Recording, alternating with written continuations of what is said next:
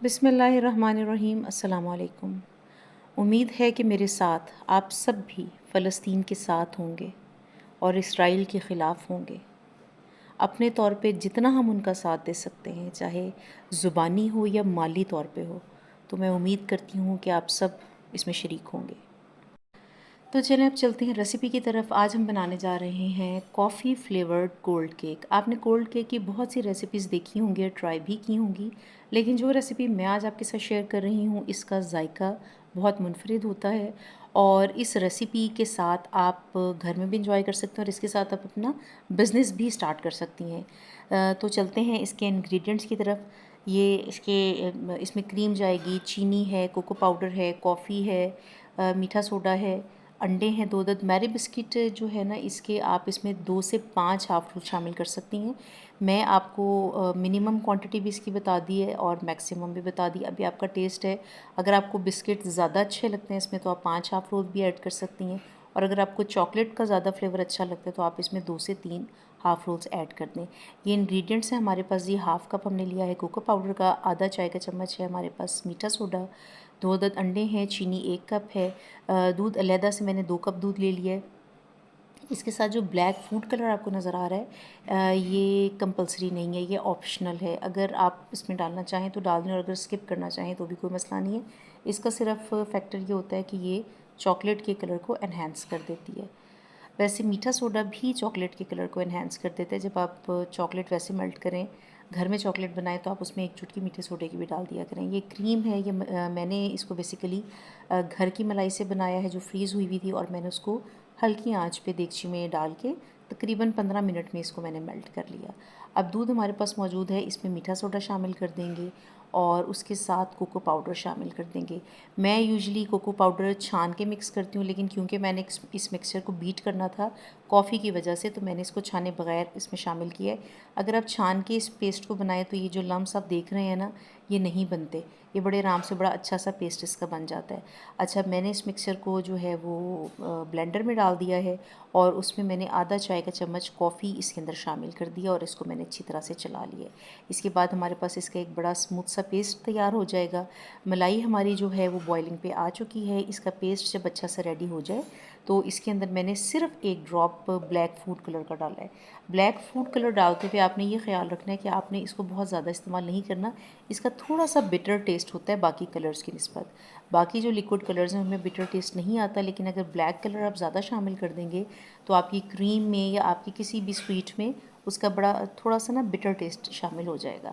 اچھا، اب یہ کریم جو ہے وہ ہماری اچھی طرح سے میلٹ ہو چکی، بوائلنگ پہ آ چکی۔ اب جو پیسٹ نے ریڈی کیا ہے وہ اس میں آپ نے گریجولی ڈالنا ہے، آہستہ آہستہ ڈالنا ہے، اور ساتھ ساتھ آپ نے چمچ کو ہلاتے رہنا ہے۔ اچھا جی، چمچ ہمارا چلتا جا رہا ہے، پیسٹ ہمارا تیار ہو گیا۔ ابھی انیشیلی یہ اس طرح سے پتلے سے ٹیکسچر میں رہے گا۔ آہستہ آہستہ اس کو میں کم از کم آدھا گھنٹہ پکاتی ہوں جو کوکو پاؤڈر ڈالنے کے بعد۔ اس کی وجہ یہ ہے کہ کوکو پاؤڈر جتنا زیادہ پکتا ہے نا، اس کا اروما اتنا اسٹرانگ ہوتا جاتا ہے، تو آپ نے اس کو کم از کم ہلکی آنچ پہ آدھا گھنٹہ پکا لینا۔ اس کی آنچ تیز نہیں کرنی۔ 2 انڈے جو ہیں ان کو آپ نے اچھی طرح سے بیٹ کر لینا ہے، اس کی پیکس بنا لینی ہے۔ کچا ڈالنے سے وہ ٹیکسچر نہیں بنتا، بیٹ کے بغیر ڈالنے سے وہ ٹیکسچر نہیں بنتا جو اسٹف پیکس کے ساتھ بنتا ہے، تو بڑا کریمی سا، جیسے آپ سمجھیں جیسے کارنیٹو ٹائپ اس کا ٹیکسچر ہے نا، اس کا ویسا بن جاتا ہے اور بڑا مزے کا لگتا ہے یہ۔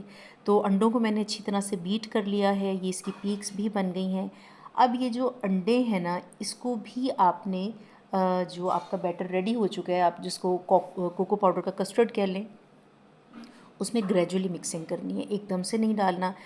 جب چولہا آپ نے بالکل بند کرنے سے ہاف منٹ پہلے آپ نے یہ اس میں ڈالنا ہے، اور بالکل آنچ آہستہ کر دینی ہے چولہے کی، بند ابھی نہیں کرنا آپ نے، چولہے کی آنچ بالکل آہستہ کر دینی ہے، اور اس کو آپ نے اسموتھلی اس کے ساتھ مکس کرنا ہے۔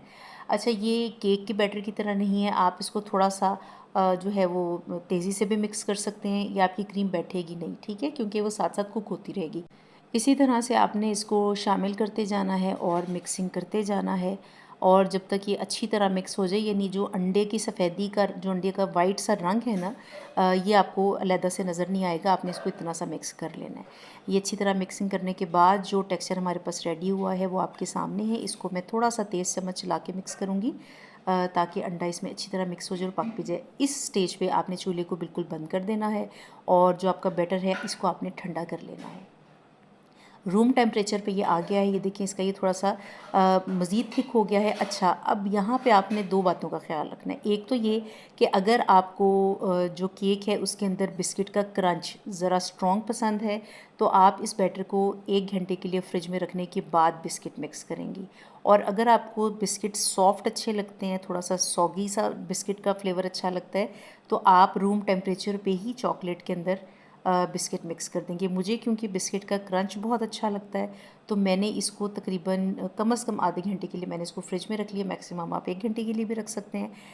رکھنے کے بعد میں نے اس کو ہماری بسکٹس کو میں نے پیکٹ کے اندر ہی ہاتھ سے آپ تھوڑا سا دباتے جائیں گے تو یہ سارے بسکٹ ٹوٹ جائیں گے آپ کے بڑے آرام سے، ٹھیک ہے۔ اس کو میں نے ایک باؤل میں نکالا اور میں نے جو بیٹر تیار ہو چکا ہے میں نے اس کے اندر اس کو بڑے آرام سے شامل کر لیا ہے۔ اور اگر آپ کو یہ لگے فریج میں رکھنے کے بعد کہ آپ کا بیٹر زیادہ تھک ہو گیا ہے تو آپ اس میں ½ کپ ملک شامل کر کے اس کو ایک دفعہ پھر مکس کریں اور پھر بسکٹس اس میں شامل کر دیں، کیونکہ دودھ اگر ٹھنڈا ہوگا نا، آپ کا بیٹر جو آپ کا مکسر ریڈی ہوا ہے وہ اگر ٹھنڈا ہوگا تو بسکٹ اس میں دودھ ڈالنے سے بھی سوگی نہیں ہوں گے، ٹھیک ہے۔ یہ بسکٹ ہمارے، اس کا آپ نے موٹے موٹے پیسز لے لینے ہیں اس کے، آپ ایک بسکٹ کے 2 پیسز 3 یا 4 پیسز، اس سے زیادہ پیسز نہیں کرنے بسکٹس کے، ٹھیک ہے۔ اس مکسچر میں نے بسکٹس کو ایڈ کر دیا ہے اور اچھی طرح سے اس کو فولڈ کر لیا ہے۔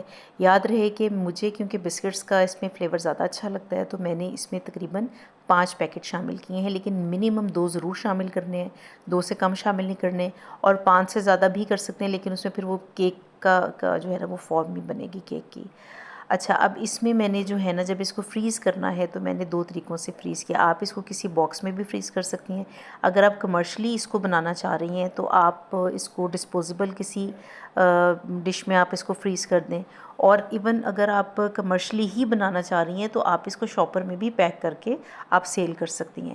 اچھا، ایک بات کا خیال رکھنا ہے کہ آپ نے جب اس کو شاپر میں ڈالنا ہے تو آپ نے ایک تو یہ کہ کونے والا لفافہ لینا ہے، اور دوسرا یہ کہ آپ نے ہاتھ سے اس کو بالکل سب کو ایک جگہ مٹیریل کو اکٹھا کر دینا ہے اور پھر آپ نے شاپر کو فولڈ کرنا ہے۔ یہ باکس میں جب میں ڈالوں گی تو میں نے اس کو چمچ سے اچھی طرح دبا لیا ہے تاکہ اس کا ایک سموتھ سا جو ہے نا وہ اس کی فنش آ جائے۔ یہ میں نے 3، یہ تقریباً یہ دیکھیں یہ 4 اس کے کیکس بن جائیں گے، ٹھیک ہے۔ اچھا جی، میں نے تقریباً اس کو اوور نائٹ فریز کیا ہے۔